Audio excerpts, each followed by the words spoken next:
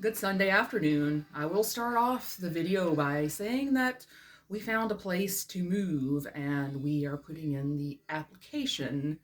James has already done it. I'm going to do it when I get to work on Monday. It's the only way I can get into my pay stub online.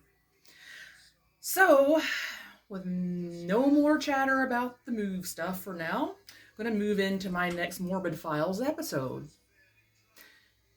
When I first heard of this and when I first read about this, I thought that had to have been the biggest freak accident that I had heard of to date. And I can't even imagine.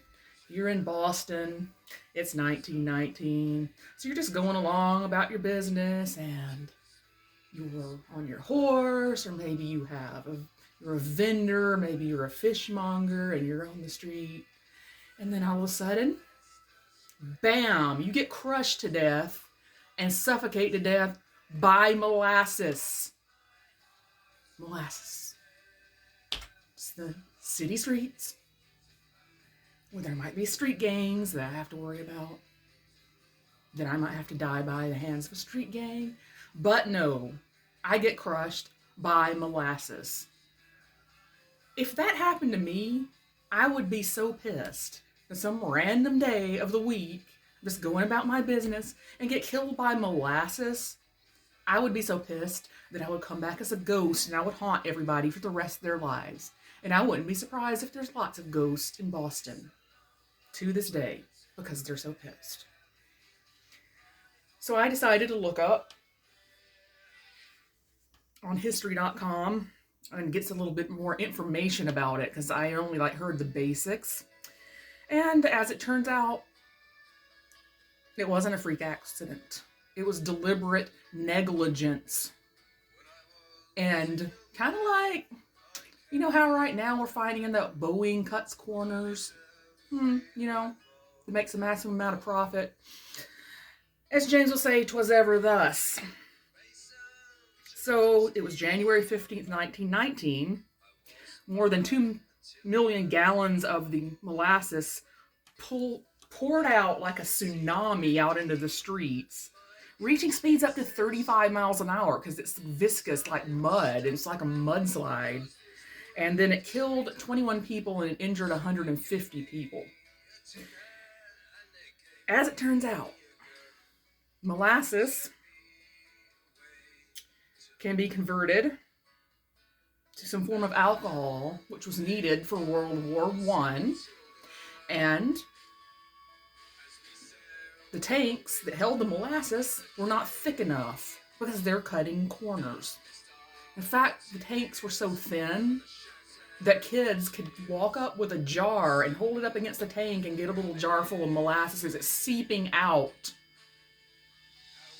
And what made it so terrible was the day had started off mild for a winter day, but then it got colder throughout the day. So when the molasses tanks burst, it seized up really fast because it could have just been even more quickly thinned out, not trapping people underneath it.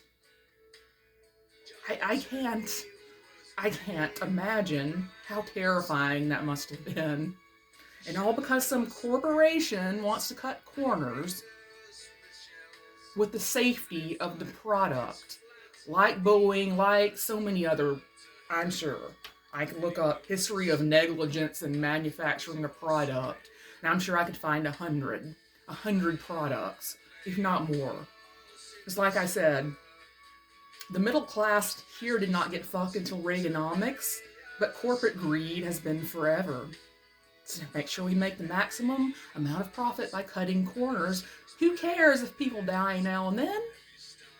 It's worth it. We had to have whatever, what passed for a yacht back in 1910s, what passed for a rocket ship back in 1910s, like the equivalent of whoever the rich guys that are building these bunkers all of a sudden and that get to buy rocket ships into space. What was the equivalent to the rich guy back in those days? It's a great question.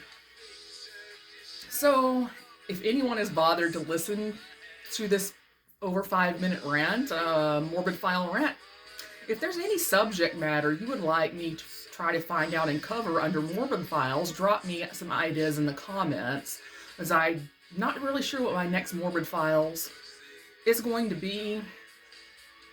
I might cover like some true crime, like serial killer, like maybe Ken and Barbie killer, or like some killer from true crime. I'm not sure yet.